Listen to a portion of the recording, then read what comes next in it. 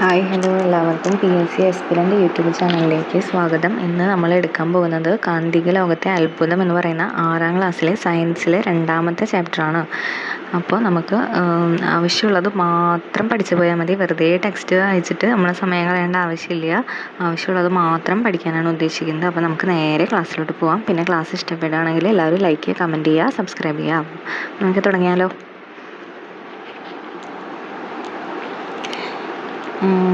ഇതൊക്കെ കുഞ്ഞു പിള്ളേർക്ക് പറയുന്ന കാര്യങ്ങളാണ്. അവർക്ക് ചെയ്യേണ്ട എക്സ്പെരിമെൻ്റൊക്കെയാണ്. ഇതിൽ ചെറിയ ബോക്സുകൾ മാത്രമാണ് നമുക്ക് ആവശ്യമായിട്ടുള്ളത്.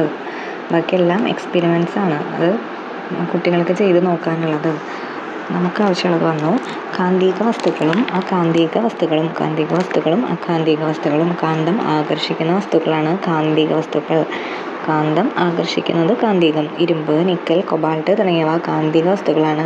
ഇരുമ്പ്, നിക്കൽ, കൊബാൾട്ടൊക്കെയാണ് കാന്തിക വസ്തുക്കൾ.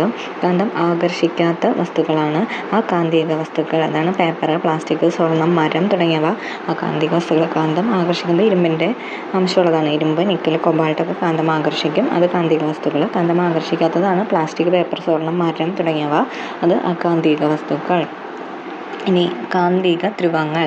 സാധാരണയായി കാന്തത്തിൻ്റെ ആകർഷണബലം കൂടുതൽ അതിൻ്റെ അഗ്രങ്ങളിലാണ്.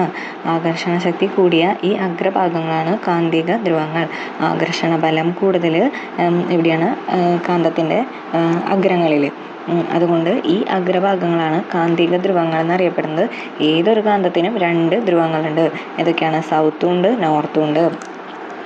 അപ്പോൾ ആകർഷണബലം കൂടുതൽ ധ്രുവങ്ങളിൽ, വിട്ടുപിടിച്ച് കൂടുതലിരിക്കുന്ന ധ്രുവങ്ങളിൽ. അതുകൊണ്ട് ഈ അഗ്രഭാഗങ്ങളാണ് കാന്തിക ധ്രുവങ്ങൾ എന്നറിയപ്പെടുന്നത്. ഏത് കാന്തം എടുത്താലും അതിന് 2 ധ്രുവങ്ങളുണ്ട്. ഈ കാന്തിക മണ്ഡലം. കാന്തം പ്രയോഗിക്കുന്ന ബലമാണ് കാന്തിക ബലം. കാന്തം ഒരു ബലം പ്രയോഗിക്കുന്നുണ്ട്, അതാണ് കാന്തിക ബലം. കാന്തത്തിന് ചുറ്റും കാന്തിക ബലം അനുഭവപ്പെടുന്ന പ്രദേശം കാന്തിക മണ്ഡലം. കാന്തത്തിന് ചുറ്റും ഒരു ബലം അനുഭവപ്പെടുന്നുണ്ടാവുമല്ലോ, ആ പ്രദേശത്തിനെയാണ് കാന്തിക മണ്ഡലം എന്ന് പറയുന്നത്. കാന്തിക മണ്ഡലം അദൃശ്യമാണ്, കാണാനായിട്ട് പറ്റില്ല, അദൃശ്യം. അപ്പോൾ കാന്തം പ്രയോഗിക്കുന്ന ഒരു ബലത്തിന് കാന്തിക ബലം എന്ന് പറയുന്നു. ഈ കാന്തിക ബലം അനുഭവപ്പെടുന്ന പ്രദേശത്തെയാണ് കാന്തിക മണ്ഡലം എന്ന് പറയുന്നത്. കാന്തിക മണ്ഡലം അദൃശ്യം. ഇനി കാന്തങ്ങളുടെ നിർമ്മാണം. കാന്തിക വസ്തുക്കൾ ഉപയോഗിച്ചാണ് കാന്തം നിർമ്മിച്ചിട്ടുള്ളത്. കാന്തം നിർമ്മിക്കുന്നത് കാന്തിക വസ്തുക്കൾ ഉപയോഗിച്ചിട്ട്. അൽനിക്കോ എന്ന ലോഹസങ്കരം. അൽനിക്കോയിൽ എന്തൊക്കെ അടങ്ങിയിട്ടുണ്ട്? അലുമിനിയം, നിക്കൽ, കൊബാൾട്ട്, ഇരുമ്പ്. അൽനിക്കോ എന്ന് നമ്മളിങ്ങനെ എഴുതുമ്പോൾ അതിൽ അലുമിനിയം, നിക്കലുണ്ട്, കൊബാൾട്ട് ഉണ്ട്, പിന്നെ അയണും കൂടി ഉണ്ട്, ഇരുമ്പ് എന്നിവയുടെ അൽനിക്കോ എന്ന് പറയുന്ന ലോഹസങ്കരമാണ് ഈ കാന്തം അപ്പോൾ കാന്തങ്ങൾ നിർമ്മിക്കാൻ ഉപയോഗിക്കുന്ന വസ്തു ഏതാണ്? അൽനിക്കോ. അത് ചോദിച്ചിട്ടുണ്ട്. അൽനിക്കോ എന്ന ലോഹസങ്കരമാണ് കാന്തം നിർമ്മിക്കാൻ ഉപയോഗിക്കുന്നത്. മറ്റ് പല വസ്തുക്കളും കാന്ത നിർമ്മാണത്തിനായിട്ട് ഉപയോഗിക്കുന്നുണ്ട്. അതാണ് സമേരിയം, കൊബാൾട്ട്, ഫെറൈറ്റ്, റബ്ബർ, നിയോഡീമിയം. ഉണ്ടാക്കിയ വിവിധതരം കാന്തങ്ങൾ നിലവിലുണ്ട്. ഇവയിൽ നിയോഡീമിയം കാന്തങ്ങൾക്കാണ് ശക്തി കൂടുതൽ. അതും ചോദിച്ചിട്ടുണ്ട്. നിയോഡീമിയം കാന്തങ്ങൾക്ക് ശക്തി കൂടുതൽ. കാന്തം നിർമ്മിക്കാൻ സാധാരണ ഉപയോഗിക്കുന്ന അൽനിക്കോ ആണ്. പിന്നെ സമേരിയം, കൊബാൾട്ട്, ഫെറൈറ്റ്, റബ്ബർ, നിയോഡീമിയം അതുകൊണ്ട് ഉണ്ടാക്കിയ കാന്തങ്ങളും നിലവിലുണ്ട്. കൂടുതൽ ശക്തിയുള്ള കാന്തങ്ങൾ നിയോഡീമിയം വെച്ചിട്ട് ഉണ്ടാക്കിയിട്ടുള്ളതാണ്. ഇനി പലതരം കാന്തങ്ങളുണ്ട്. ബാർ കാന്തം, ലാടകാന്തം, സിലിണ്ടറിക്കൽ കാന്തം, കാന്തസൂചി, ഓവൽ കാന്തം, യു കാന്തം, അങ്ങനെ. ഇനി കാന്തിക ധ്രുവങ്ങൾ പറഞ്ഞു. കാന്തത്തിൻ്റെ അഗ്രഭാഗങ്ങളാണ് ആകർഷണ ശക്തി കൂടുതലുള്ളത്, അതാണ് കാന്തിക ധ്രുവങ്ങൾ എന്ന് പറയുന്നത്. ഇനി ഭൂമിയുടെ വടക്ക് ദിശയിലേക്ക് നിൽക്കുന്ന അഗ്രത്തെ കാന്തത്തിൻ്റെ ഉത്തരധ്രുവം എന്ന് പറയുന്നു. ഭൂമിയുടെ വടക്ക്, ഇത് ഒരു ഭൂമിയായിട്ട് സങ്കല്പിച്ചാൽ ഭൂമിയുടെ വടക്ക് ഇതും സൗത്ത് ഇതുമായിരിക്കും. അപ്പോൾ ഭൂമിയുടെ വടക്ക് ദിശയിലേക്ക് നിൽക്കുന്ന അഗ്രമാണ് കാന്തത്തിൻ്റെ ദക്ഷിണ ധ്രുവം. വടക്ക് ദിശയിലേക്ക് നിൽക്കുന്ന അഗ്രത്തെ കാന്തത്തിൻ്റെ ഉത്തരധ്രുവമെന്നും ഭൂമിയുടെ തെക്ക് ദിശയിലേക്ക് നിൽക്കുന്ന അഗ്രത്തെ കാന്തത്തിൻ്റെ ദക്ഷിണ ധ്രുവം എന്നും പറയുന്നു. അവയെ നോർത്ത്, സൗത്ത് എന്നീ അക്ഷരങ്ങൾ കൊണ്ടാണ് സൂചിപ്പിക്കുന്നത്. ബാർ കാന്തത്തിൽ ഉത്തരധ്രുവത്തെ സൂചിപ്പിക്കാൻ പ്രത്യേക അടയാളം കൊടുക്കാറുണ്ട്. സാധാരണയായിട്ട് ഒരു വെള്ള സ്പോട്ടാണ് ഉത്തരധ്രുവത്തിൽ അടയാളം കൊടുക്കുക. ബാർ കാന്തം, ഒരു കാന്തത്തിൽ ഒരു വെള്ള സ്പോട്ട് കൊടുത്തിട്ടുണ്ടെങ്കിൽ അത് ഉത്തരധ്രുവമാണെന്ന് മനസ്സിലാക്കാം. പിന്നെ കാന്തം പൊട്ടി എന്ന് വിചാരിക്കുക. അപ്പോൾ എന്തുണ്ടാവും, ഒരു കാന്തം മുറിഞ്ഞ് 2 കഷ്ണങ്ങളായി കഴിഞ്ഞാൽ 2 കഷ്ണങ്ങളും ഓരോ ചെറു കാന്തങ്ങളായിട്ട് തീരും. അപ്പോൾ രണ്ടിനും സൗത്ത് നോർത്ത് ധ്രുവങ്ങൾ ഉണ്ടാകുന്നു.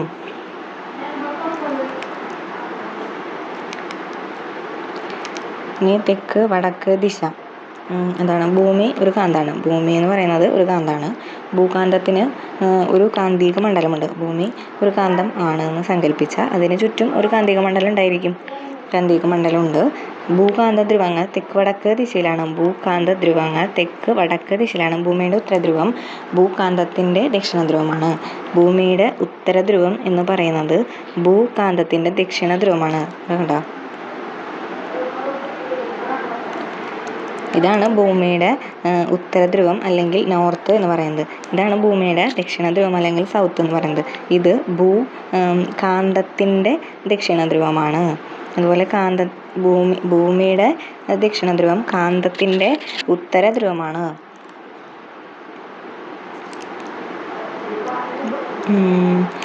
ഉത്തരധ്രുവം ഭൂകാന്തത്തിൻ്റെ ദക്ഷിണധ്രുവം, ഭൂമിയുടെ ദക്ഷിണധ്രുവം ഭൂകാന്തത്തിൻ്റെ ഉത്തരധ്രുവമാണ്.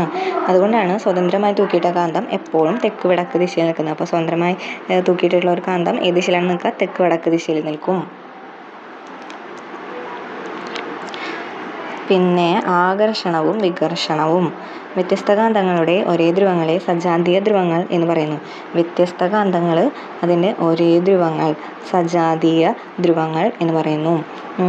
പിന്നെ വ്യത്യസ്ത ധ്രുവങ്ങളെ വിജാതീയ ധ്രുവം. വ്യത്യസ്ത ധ്രുവം സൗത്തും നോർത്തും സൗത്തും വ്യത്യസ്ത ധ്രുവങ്ങളെ വിജാതീയ ധ്രുവങ്ങൾ എന്ന് പറയുന്നു. സജാതീയ ധ്രുവങ്ങൾ വികർഷിക്കും. സജാതീയ ധ്രുവങ്ങൾ അകന്നു പോവാണ് ചെയ്യുക, വികർഷിക്കും. എന്നാൽ വിജാതീയ ധ്രുവം വ്യത്യസ്ത ധ്രുവങ്ങൾ ആകർഷിക്കുകയും ചെയ്യുന്നു.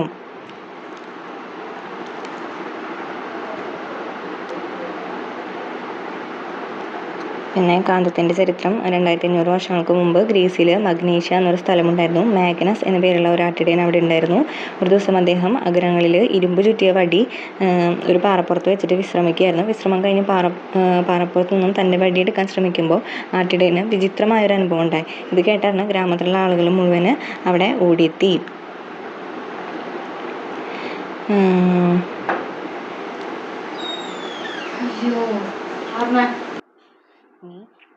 വൈദ്യുത കാന്തം.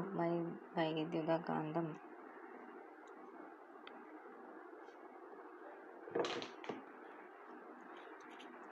ചെമ്പ് കമ്പിയിലൂടെ വൈദ്യുതി കടന്നു പോകുമ്പോൾ അതിനു ചുറ്റും ഒരു കാന്തിക മണ്ഡലം രൂപപ്പെടുകയും ആണി കാന്തമായിട്ട് മാറുകയും ചെയ്യുന്നു. ഇവിടെ ഒരു ആണി വെച്ചിട്ടുണ്ട്, വൈദ്യുതി കടന്നു പോകുന്നു, ചെമ്പ് കമ്പി കണക്ട് ചെയ്തിട്ടുണ്ട്. ഈ ചെമ്പ് കമ്പിയിലൂടെ വൈദ്യുതി കടന്നു പോകുമ്പോൾ ഈ ആണിയുടെ ചുറ്റും ഒരു കാന്തിക മണ്ഡലം രൂപപ്പെടുന്നു, ആണി ഒരു കാന്തമായിട്ട് മാറുന്നു. ഇതിനെയാണ് വൈദ്യുത കാന്തം എന്ന് പറയുന്നത്.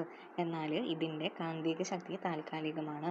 ഈ വൈദ്യുത പ്രവാഹം വിച്ഛേദിച്ചു കഴിഞ്ഞാൽ ആ കാന്തിക ശക്തി നഷ്ടപ്പെടുന്നു. അപ്പോൾ വൈദ്യുതകാന്തം എന്ന് പറഞ്ഞു കഴിഞ്ഞാൽ ചെമ്പ് കമ്പിയിലൂടെ വൈദ്യുതി കടന്നു പോകുമ്പോൾ അതിന് ചുറ്റും ഒരു കാന്തിക മണ്ഡലം രൂപപ്പെടുന്നു, ആണി കാന്തമായിട്ട് മാറുന്നു.